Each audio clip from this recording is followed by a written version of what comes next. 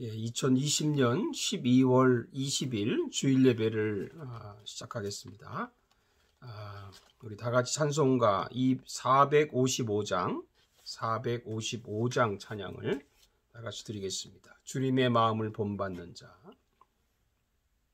주님의 마음을 본받는 자, 그 마음에 평강이 찾아오면 험악한 세상을 이기리니 하늘로부터 임함이로다.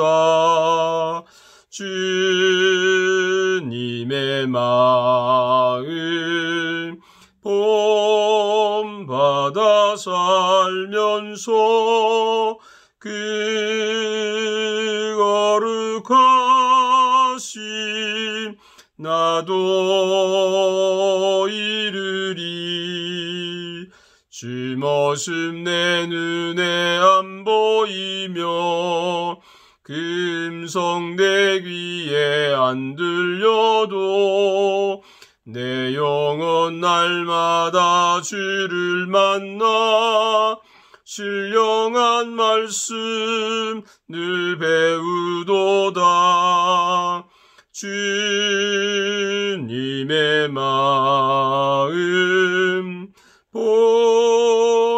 본받아 살면서 그 거룩하심 나도 이르리.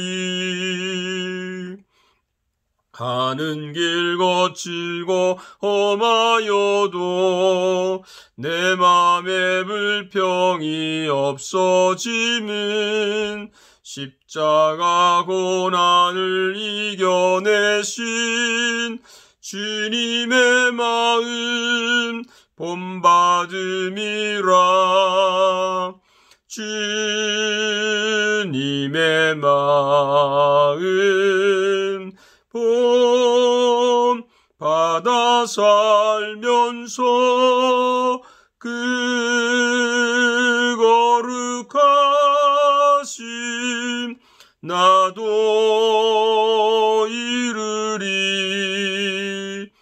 주 예수 세상에 다시 오실 그날의 무성도 변화하여 주님의 빛나는 그 영상을 다 함께 보며 주 찬양하리.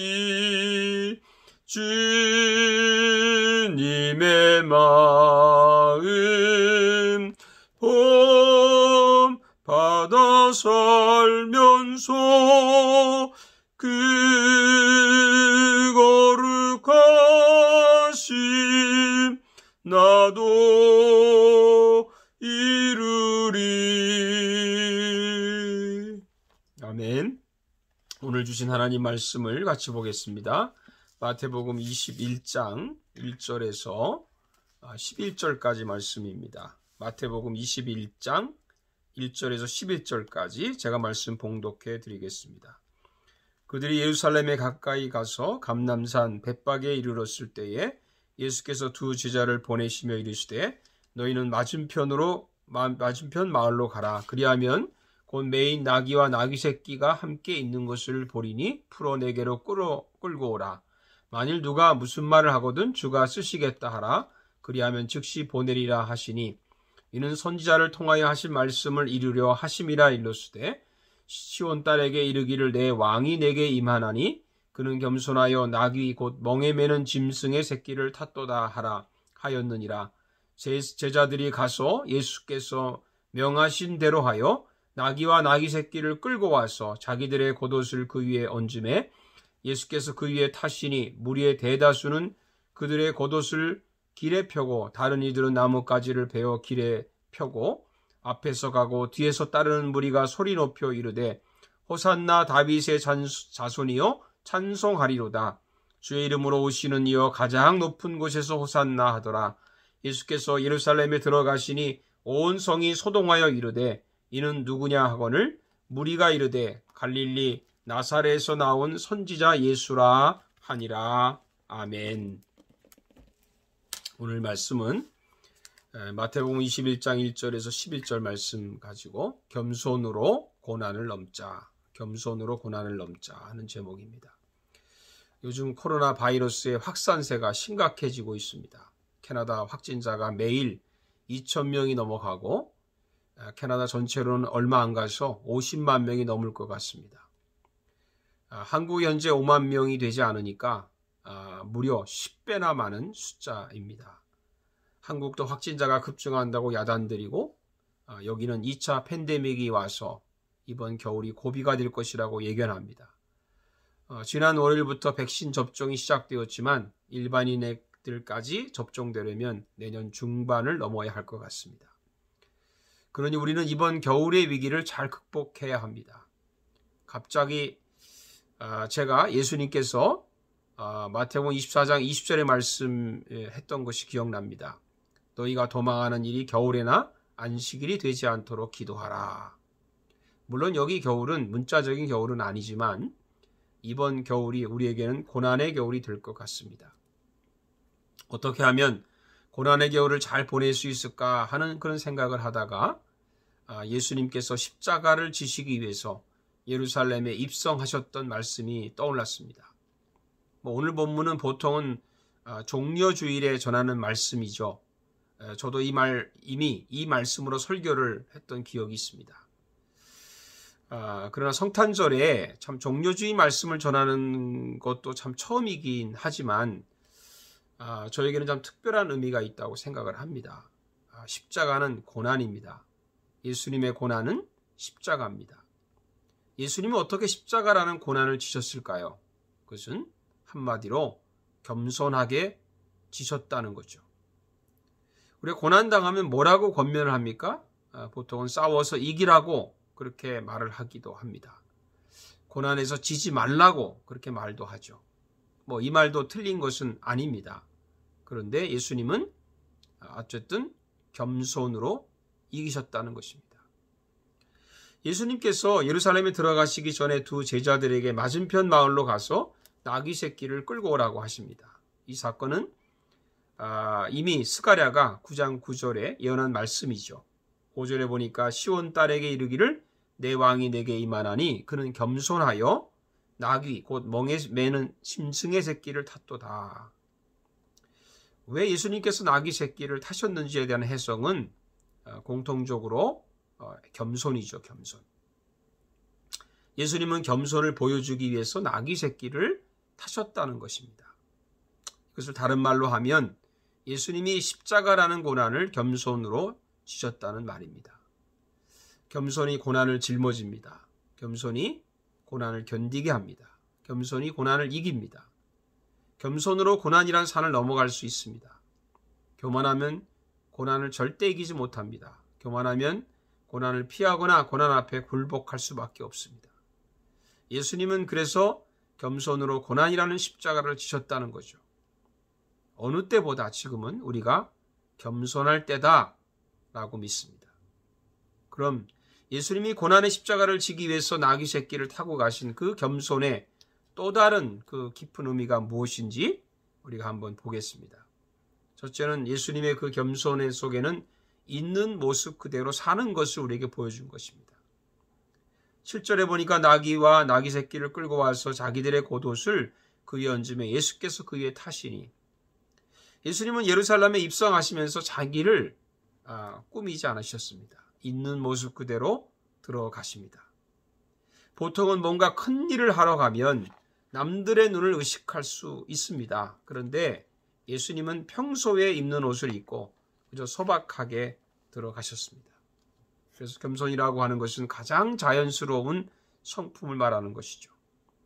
가장 자연스러운 모습이 가장 아름답습니다. 아담과 하와가 벌거벗었지만 가장 자연스러운 모습일 때 가장 정결한 모습이 되는 것이죠. 뭔가를 자꾸 가리고 꾸민다는 것은 자신의 허물과 죄를 가리려고 하는 그런 의도가 있기 때문이 아닐까요? 아담과 하와가 죄를 짓고 나서 제일 먼저 한 일이 무엇인가요? 무화과 나무 잎으로 자신들을 가렸죠. 바리새인들은 꾸미는 게 많습니다. 가리는 것도 많습니다. 자신의 있는 모습 그대로를 보여주지 못하니까 자꾸 가면을 쓰는 것입니다. 예수님은 이것을 외식한다고 지적을 했죠. 여러분, 꾸미지 않으면 외식이 필요 없습니다. 꾸미지 않으면 교만할 필요도 없고요. 자랑할 필요도 없습니다. 예수님이 말구 위에 탄생하지 않았던가요? 누구처럼 상류층만 사용하는 무슨 화려한 그런 조산원이나 원정 출산한 것이 아니죠. 예수님은 소박하게 탄생하셨습니다. 그리고 소박하게 자라시고 소박하게 사셨습니다. 그래서 겸손은 소박한 삶에서 나오는 거죠. 제가 언제 한번 헨리 나우엔의 무덤에 간 적이 있었는데 오래전에 정말 소박한 무덤이더라고요.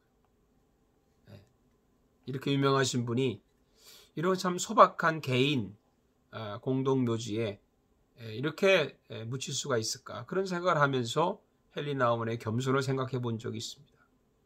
C.S. 루이스가 이런 말 했죠. 그리스도인의 겸손은 스스로를 덜 중요하게 생각하는 것이 아니라 스스로에 대해서 덜 생각하는 것이다. 예수님은 자신보다 우리를 더 생각하셨기 때문에 십자가에서 자기를 희생하신 거죠. 마치 부모님이 자녀들을 사랑해서 자기를 희생하는 것과 같습니다. 여러분, 교회를 사랑한다는 말이 무슨 말인가요? 자신보다 교회를 더 생각하는 거죠. 우리는 나보다 주님을 더 생각하는, 나보다 이웃을 더 생각하는, 나보다 교회를 더 생각하는 그런 사람이 되어야 될 줄로 믿습니다. 그게 겸손입니다. 두 번째로 예수님의 겸손은 두려워하지 않는 것입니다. 10절에 보니까 예수께서 예루살렘에 들어가시니 온 성이 소동하여 이르되 이는 누구냐 하거늘. 예수님은 십자가 지러 가는 길이지만, 고난의 길이지만 두려워하며 들어가지 않았습니다. 아주 담대하게 당당하게 들어갔습니다. 모든 사람들이 이게 다 알렸죠. 이는 누구냐? 도대체 누군데 이렇게 소란스럽게 들어오는 거냐? 예수님은요, 두려운 게 없습니다. 예수님이 왜 말을 타지 않고 나귀 새끼를 타셨을까요? 말은 전쟁을 위한 짐승이죠. 계시록에 보면 예수님이 백마 타고 짐승과의 마지막 전쟁을 하는 게 나오죠. 계시록 19장 11절에 보면 내가 하늘이 열린 것을 보니 보라 백마와 그것을 탄 자가 있으니 그 이름은 충신과 진실이라. 그가 공의로 심판하며 싸우더라. 근데 지금은 예수님이 나귀 새끼를 타십니다. 전쟁이 아니죠. 사랑을 위한 그런 짐승입니다. 싸워서 이길 전쟁이 있고요. 죽어서 이길 전쟁이 있습니다. 사단과 죄는 싸우면 집니다. 죽어야 이깁니다. 그것도 사랑으로 죽는 거죠. 그래서 사랑엔 두려움이 없습니다. 틸리케 목사님은 두려움의 반대는 용기가 아니라 사랑이라고 했습니다. 지금 미국, 캐나다, 한국의 일부 대형교회 목사들이 정부의 집회 금지 명령에 대해서 반발을 하고 현장 예배를 강행하려고 했다가 문제가 된 그런 기사를 봤습니다. 물론 그렇게 하는 정당한 이유도 있겠지만 제가 한국의 모교의 그 홈페이지에 있는 그 교단 성명서를 보면서 좀 이해가 안 되는 부분이 있었습니다. 정부가 종교의 자유를 억압한다고 그렇게 말을 하면서 재미있게 흥미로운 일은 버스와 전철은 왜 타게 하면서 왜 교회 집회 못 타게 하느냐는 거예요. 그럼 사람들이 어떻게 교회 오나요? 게다가 현장 예배만이 진짜 예배고 영상 예배는 예배가 아니라고 주장을 합니다. 그런데 그 교회가 영상 예배를 방영합니다. 만약 현장 예배만 진짜 예배면 왜 영상 예배를 방영합니까? 자가당착이죠. 아이러니한 주장 아닙니까? 모순이죠. 자기들이 죄라고 말하는 그것에 그 죄에 자기가 빠지는 거죠. 남이 하면 불륜이고 내가 하면 로맨스라는 그런 말이 있죠. 저는 현장 예배를 강행하려는 목사들을 보면서 저는 왠지 그 안에 두려움이 보입니다. 두려움. 무엇이 두려울까요? 말은 하나님 믿음 이렇게 말하는데 사실은 다른 이유가 있는 건 아닐까요? 혹시 그 이유가 담임 목사의 자리 때문은 아닐까요? 누구 말대로 영상 예배를 드리고도 헌금이 만약에 제대로 채워진다면 현장 예배를 그렇게 강행하려고 할까요? 좀 묻고 싶습니다. 무엇이 두려우신가요? 무엇이 두려운가? 우리는 무엇이 두렵습니까? 하나님은 살아계십니다. 아니요, 스스로 계십니다. 무슨 예배를 드리든지 하나님은 다 받으십니다. 홀로 드리든지 다 같이 드리든지 다 받으십니다. 여러분, 교만하면 두렵습니다. 겸손하면요, 사랑하는 마음이 생깁니다. 예수님은 우리를 사랑했기 때문에 십자가의 고난을 두려워하지 않았습니다. 사랑하면 두렵지 않습니다. 겸손하면 두렵지 않습니다. 우리 그렇게 살 수 있기를 축복합니다. 셋째는 예수님의 겸손은 저는 기쁨이라고 생각합니다. 기쁨. 9절에 보면 앞에서 가고 뒤에서 따르는 무리가 소리 높여 이르되 호산나 다윗의 찬송이여 자손이여 찬송하리로다 주의 이름으로 오시는 이여 가장 높은 곳에서 호산나 하더라. 보통은 고난을 앞에 두고 있으면 마음이 편치 않죠. 그래서 그 마음이 얼굴에 나타납니다. 그래서 일부러 얼굴을 찡그리기도 하죠. 내가 지금 고난의 십자가를 지러 가는 거야. 사람들이 환호하고 호산나라고 찬송하니까 그러면 그렇지. 나를 알아주는구나. 그런 마음으로 예수님이 들어가셨을까요? 아닙니다. 예수님은 주변의 반응과 전혀 상관없이 기쁘게 들어가셨습니다. 물론 예수님의 얼굴의 표정에 대한 기록은 없어요. 그러나 얼굴을 찡그리진 않으셨어요. 제가 오래전에 빌라도의 고백서라고 하는 저를 본 적이 있는데 거기 예수님이 빌라도를 만났던 빌라도가 예수님의 그 모습을 그린 기록이 있어요. 예수님의 그 인자한 얼굴. 다른 사람에게서 볼 수 없었던 그 인자한 얼굴. 편안한 얼굴. 그런 모습이죠. 오히려 기쁘게 고난의 길을 가셨습니다. 누구처럼 일부러 무거운 분위기를 연출하지 않으셨어요. 우리는 뭔가 이렇게 자꾸 하려고 하면 무거운 분위기, 엄숙한 분위기를 만들려고 하잖아요. 예배 분위기를 인위적으로 만드는 교회가 있지 않습니까? 하나님이 이렇게 엄숙한 하나님으로 만드는 그런 교회, 그런 예배가 있습니다. 그렇지 않습니다. 예수님은 승리의 분위기를 즐기셨죠. 호산나 다윗의 자손이여 찬송하리로다 주의 이름으로 오시는 이여 가장 높은 곳에서 호산나 하더라. 요한복음 16장 33절에 세상에서는 너희가 환난을 당하나 담대하라 내가 세상을 이기었노라. 승리하신 예수님, 우리 승리의 예수님을 찬양할 수 있기를 축복합니다. 예수님은 금식할 때도 얼굴 찡그리지 말라고 하지 않았나요? 마태복음 6장 17절에 너는 금식할 때에 머리에 기름을 바르고 얼굴을 씻으라. 주위 사람들이 내가 금식하는지 모르게 하라는 말이 아닙니까? 18절에 이는 금식하는 자로 사람에게 보이지 않고 오직 은밀한 중에 계신 내 아버지께 보이게 하려 함이라. 은밀한 중에 보시는 내 아버지께서 갚으시리라. 제가 거듭 강조하는 말이지만 사람에게 보이려고. 금식을 사람에게 보이려고 하니까 얼굴 찡그리고 일부러 씻지 않는 그런 거겠죠. 우리 믿음의 기준은요, 사람이냐 하나님이냐에 달려 있어요. 사람에게 하면 고난받는다고 티를 내는 거죠. 여러분, 티를 내면 뭐든지 티를 내는 것은 사람에게 보이려고 하는 거예요. 티내지 말고 합시다. 티를 내지 않는다는 게 그게 기쁘게 하는 거예요. 하나님과 나만의 그 비밀스러운 기쁨.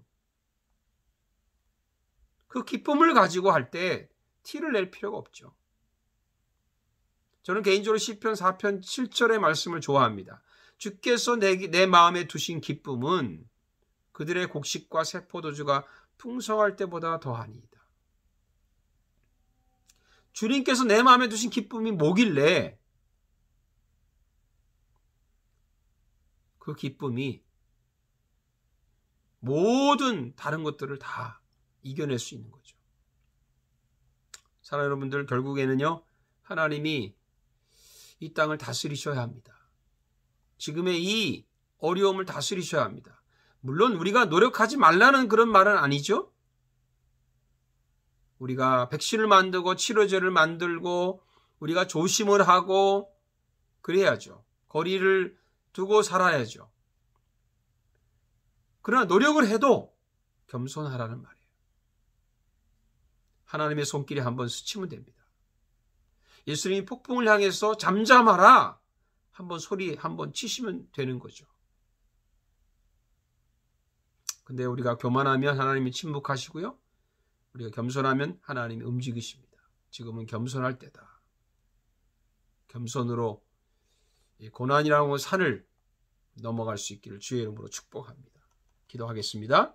살아계신 하나님, 지금은 고난의 때입니다. 고난의 겨울이 다가옵니다. 이럴 때일수록 더욱 겸손하고 더욱더 우리가 무릎을 꿇고 더 마음을 낮추고 이 고난을 이겨내게 해 주옵소서. 예수님의 이름으로 기도하옵나이다. 아멘. 우리 마지막 우리 찬송가 축복성 드리고 예배 마치겠습니다. 주 하나님 독생자 예수 날 위하여 오시었네. 내 모든 죄 다 사하시고 죽음에서 부활하신 나의 구세주, 살아계신 주, 나의 참된 소망, 걱정 근심 전혀 없네. 사랑해 주네 갈 길 인도하니 내 모든 삶의 기쁨 늘 충만하네. 이제는 우리 주 예수 그리스도의 은혜와 우리 하나님 아버지의 큰 사랑과 성령의 교통하심이 사랑하는 모든 양문 가족들 위에와 우리 대한민국 조국과 이 캐나다 위에 이제로부터 영원토록 함께 하시기를 간절히 축원하옵나이다. 아멘. 할렐루야. 또 다음 우리 주일에 또 뵙도록 하겠습니다. 감사합니다.